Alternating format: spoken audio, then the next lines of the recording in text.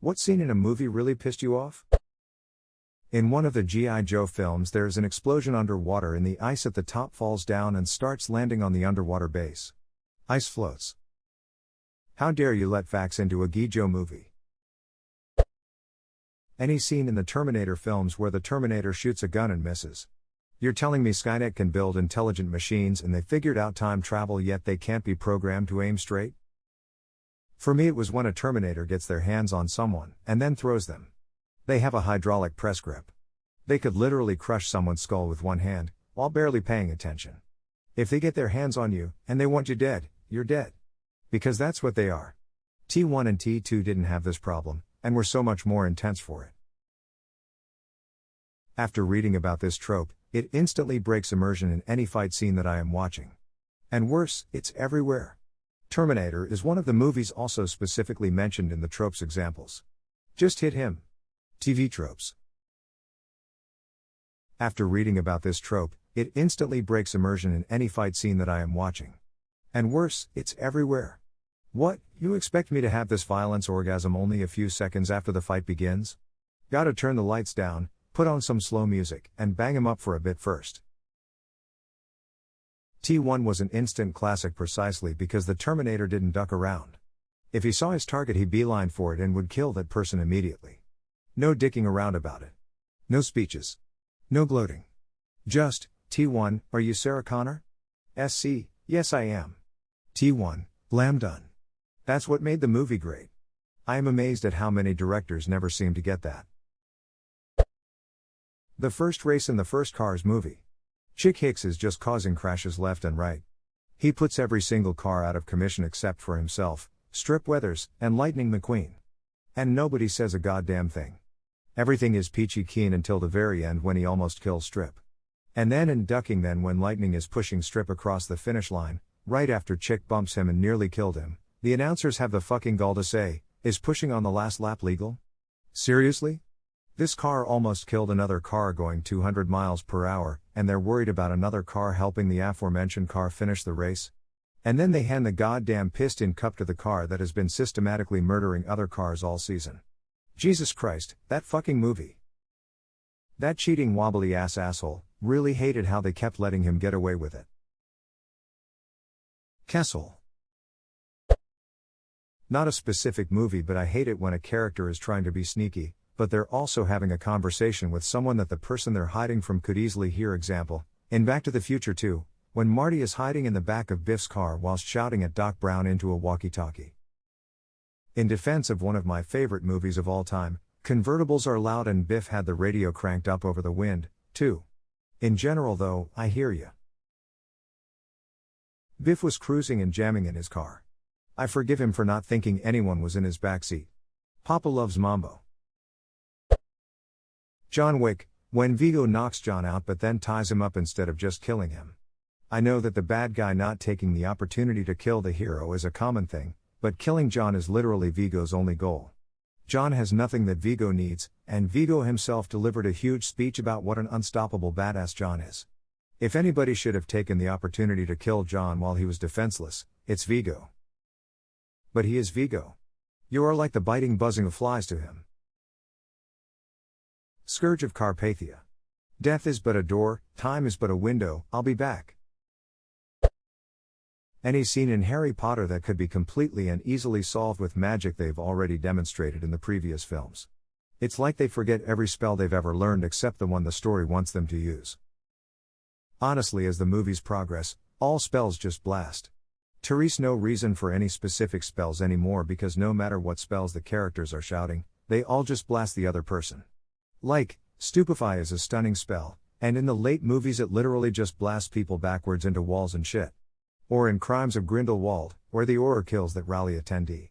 There are so many stunning or disarming spells, and I doubt that the Ministry is letting their law enforcement go around using spells that are literally known as unforgivable. I blame David Yates for most of those, since that issue only crops up once he started directing the franchise. In Office Space when Milton didn't get his slice of cake. Still bothers me 21 years later. Now Milton. Don't be greedy. Let's pass it along and make sure everyone gets a piece. And then she doesn't pass the last piece. First scene in the Artemis Fowl movie shows the main character, who is notoriously unathletic and uncoordinated in the books, riding some waves on a surfboard. My sister made it 10 minutes into that film. Text me to say it's shite and not to bother, then reread the books to purge it from her memory. The only good thing about that movie was that it got me reread all the books. My fiancé hasn't forgiven Star Wars: Rise of Skywalker for them making it seem like Chewbacca had died in the aircraft explosion and then has seen alive less than 2 minutes later. Edit: thank you for the awards, kind Redditors, including my first Reddit Gold. This is now one of the highlights of mine and my fiancé's relationship. That movie had more fake-out deaths than any other movie I can think of. It's sad because it takes away from the emotion of actual deaths in the movie. I could not take that movie seriously. Palpatine Chewbacca C-3PO Kylo, when Rey cuts his ship and it ducking explodes, Kylo again, when Palpatine pushes him down a hole and he climbs out later, Rey dies after killing Palpatine and Kylo resurrects her. Any others I'm missing? Kylo a third time when Rey stabs him just to heal him right after. I'm going to kill you, you are actively trying to kill me, you killed Han, etc. Psyche, I'm going to heal you because we have a romance going now. Harry Potter breaking the Elder Wand and tossing away the pieces, implying that he's going to keep using Draco Malfoy's old wand indefinitely. Bitch nah. He used the Elder Wand to mend his trusty Phoenix Feather Wand, intended to have the wand reburied with Dumbledore, and aimed to end the wand's chain of power upon his own death. And when Voldemort dissolves, the guy hits the ground like an ordinary man, that's the whole point. Despite all his magic and his Horcruxes, He's just human like everyone else and dies. Yeah, I hated that. And the whole drawn-out duel between the two. Even if you forget about Horcruxes and Hallows, Voldemort is a much more powerful wizard than Harry and would straight up murder him in a duel. The only reason Harry knew he could face him in the book is because he was betting on his being right about the Elder Wand. And don't get me started on Harry grabbing Voldemort and jumping out of that tower. That was just bizarre. And don't get me started on Harry grabbing Voldemort and jumping out of that tower. That was just bizarre. I was just sat in astonishment at that point. Let's finish this how we started it. Tom not sure where the jumping off a building featured and how it started. Is it ever explained why Death Eaters do that shadowy thing? Probably a side effect of their particular form of transportation. Or just rule of cool. Every scene where Percy's face appeared on my screen in the Green Mile. That indicates the actor did a good job. Iron Man 3. Tony threatens a terrorist and then walks around his house in the only one of his 42 suits that doesn't have any weapons on it.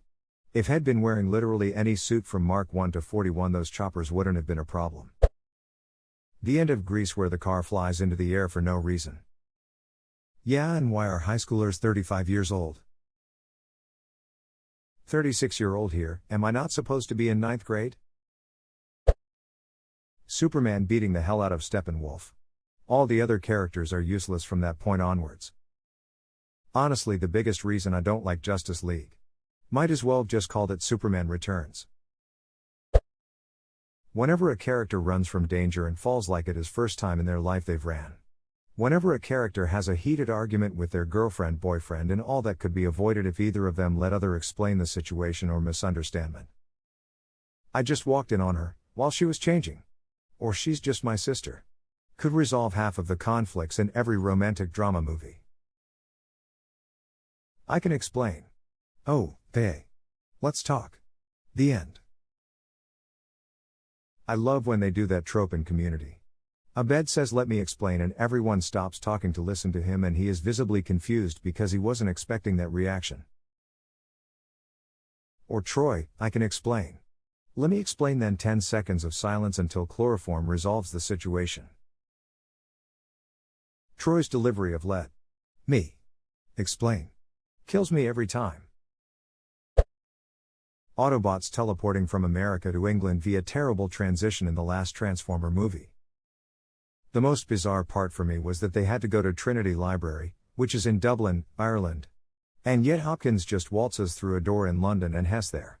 It would be like a movie being set in Toronto and a character all of a sudden is in the Statue of Liberty.